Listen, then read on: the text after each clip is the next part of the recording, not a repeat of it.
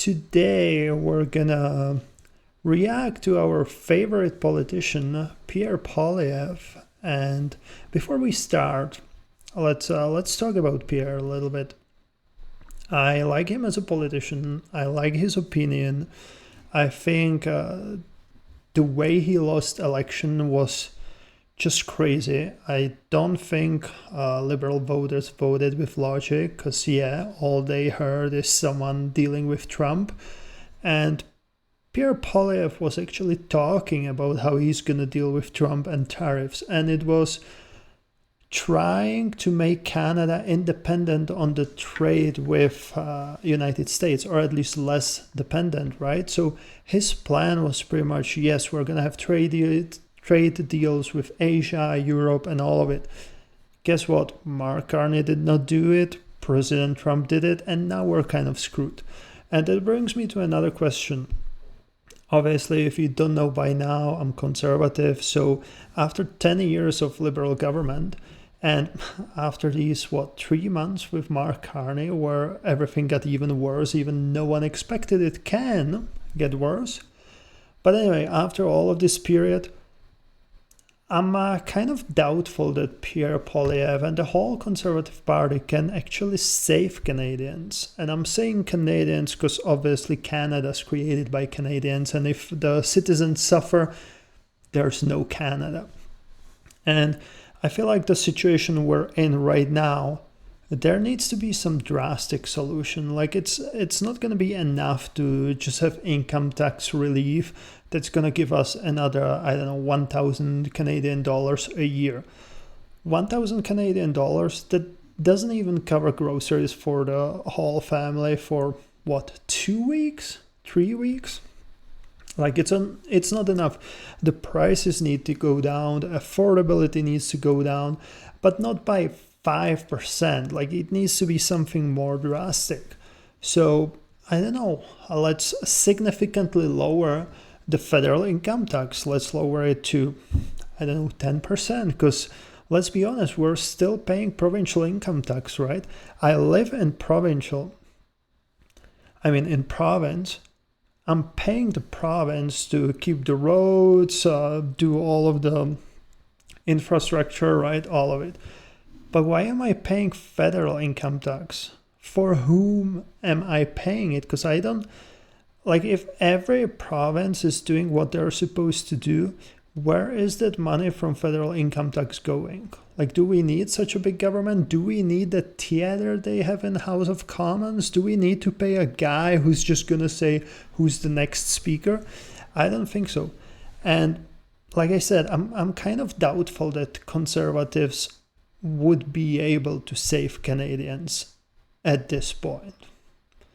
Like, obviously long term, probably, if they get 2 more terms, well, first they need to win, right? But if they're going to be in power for 2 terms, I think Canada can become great again. But the situation we're in right now, we don't have time to wait for 4 years, 8 years, 10 years. Like, we need improvement right now. But anyway, that being said, let's see what Pierre Poilievre thinks about Mark Carney and the way he handled tariffs. Pretty much to be said that when he cared more about Palestinians than Canadians and tariffs. Our hearts are today with the workers in the forestry sector, our loggers, our mill workers, and the many towns that rely on them are obviously suffering after 10 years of unfair tariffs on our workers. Tariffs that have doubled under Mark Carney, tariffs that have been applied by 3 U.S. presidents over a decade of liberal diplomatic failures. To be clear, That's true. These tariffs are wrong and unjustifiable. That's precisely why Stephen Harper was so successful at eliminating them in just 80 days as Prime Minister. He even got them refunded.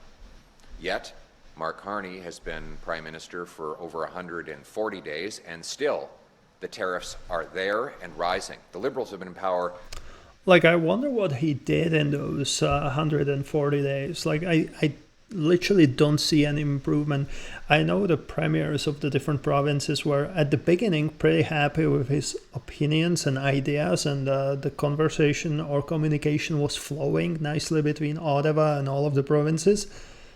But even now the premiers are like, well, we need to see the results.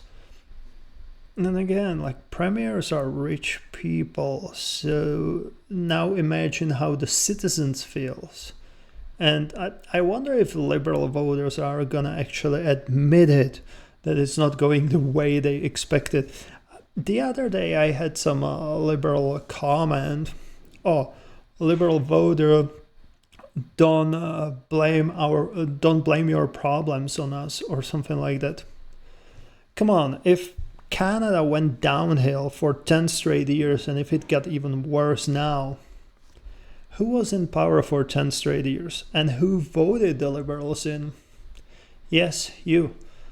I mean, it's hard to hold it against you. I feel like most of the Liberals made uneducated decision, that they just went from the habit, like, yeah, my family is Liberal, I'm gonna vote Liberals. But look, obviously it didn't work 5 years ago, it didn't work 3 years ago, and last 3 months, it just got horrible. So yeah, hopefully next election you're not gonna make the same mistake, and I know you will. So for a decade, with 3 presidents, and the tariffs are only growing.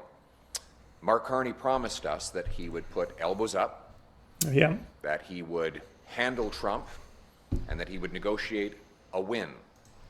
and that's my biggest issue. I covered a lot of pre-election videos, debates, and all of that, and Mark Carney made it sound like, yes, I had this very productive phone call with President Trump, and I'm gonna sign the deal if you elect me. And I know back then I was so pissed off. I'm like, hey, you're sitting prime minister, why don't you sign the deal now? Because it's in favor of all the Canadians, right? Well, now we know why, because the phone call wasn't productive at all. Carney has some crazy expectations, like his team is trying to renegotiate CUSMA. Like, why? That's not what's hurting us the most right now. Like, you're literally following the deal that was being followed before President Trump was even elected, right? Or before Carney was in power. So what's the issue? Like, the tariffs are not the issue with CUSMA right now, so let's just sign whatever we can to get lower tariffs. But again, he didn't do it, and he lied about it in his election campaign, that yes, the phone call was good, I'll sign the contract once I get elected. And he didn't. By ending Also, tariffs, elbows up. he's broken all of those promises. Now, we know President Trump is someone that nobody can control, but Oh yeah, no that's one. why it was wrong for Mr. Carney to promise that he could do so. I actually think there is someone who can control President Trump. You can call me naive, but I think most of the decisions and the behavior President Trump is doing is for the American citizens. He's doing what he thinks is the best for them. And that's how it's supposed to be, right? Look, even with the Epstein fiasco, the public went crazy because we wanted the names, right? And now we're getting something. I'm not saying we're getting great information, but what we got originally was like, there's no client list, right? And now we're getting a little bit more and more and more. So I think President Trump is not being controlled by a single person, but since he cares about America, that's what kind of controls him. Ever since Mark Carney became prime minister, there have been more tariffs and rising tariffs, contrary to Mr. Carney's own promises. Again, contrary to his promise, under Mark Carney's leadership, it has been elbows down and tariffs up. Today, he offers only more debt to forestry companies as they are hemorrhaging money and jobs which are heading south of the border. And Yep. we see workers in forestry towns across the country worried they're going to lose their jobs. Conservatives will fight for Canada. We'll put our country first. We've offered Prime Minister Carney to work with him in order to secure a real deal, and that offer remains open. In the meantime, we're pushing for lower taxes on work, investment, home building, and of course energy. By cutting taxes on home building, we can create more domestic demand for our lumber that will create jobs for our workers and houses for our youth. We propose eliminating red tape to build more and strengthen our extremely weak economy. And we pledge to work with all parties to achieve all of this. Unfortunately, Mr. Carney is not living up to the many bold promises that he made, that he was going to handle Trump, negotiate a win, and put his elbows up. But we will put aside his failures and offer to work with anybody in order to put Canada first. Our goal is to protect the jobs of workers, the prices of our consumers, and to make our economy strong, self-reliant, and sovereign. Thank you very much. Yeah, I don't really know what to think about it.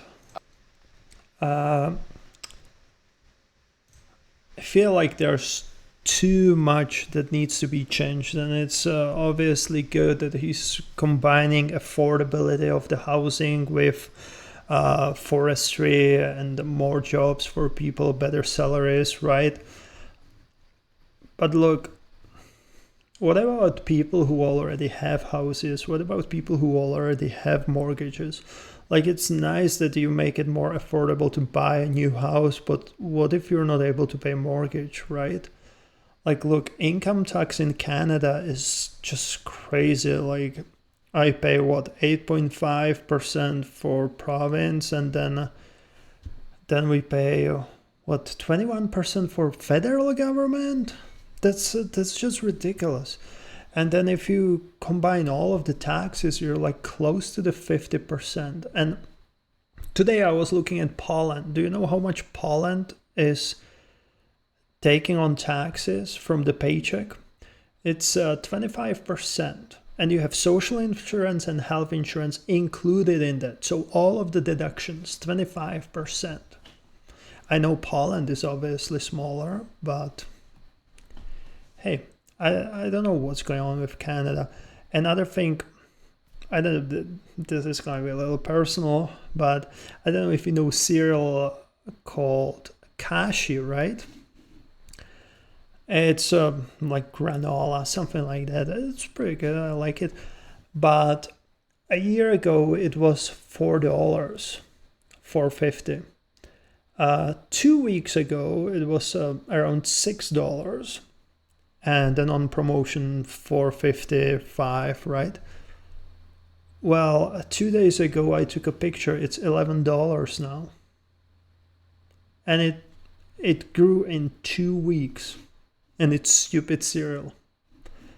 Obviously, I don't need to buy it, right? But look, it went up by 100% almost in 2 weeks under Mark Carney. I don't know if it's tariffs, if it's made in US or something.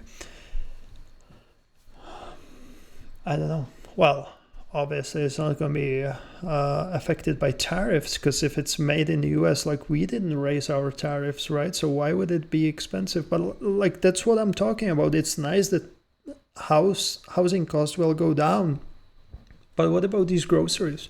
What about the taxes we're paying? And I know Pierre is talking about lowering income tax, but if you remember his pre-election promise, it was around $1,000 a year. That's not going to save you. Look, if you're from two-income household and you have similar incomes, one whole income goes just on taxes. That's crazy to me. That's brutal. But anyway, if you have any comments, feedback, let me know what you think about it in the comments down below. If you like the reaction, Please like it, subscribe, and I'll see you next time.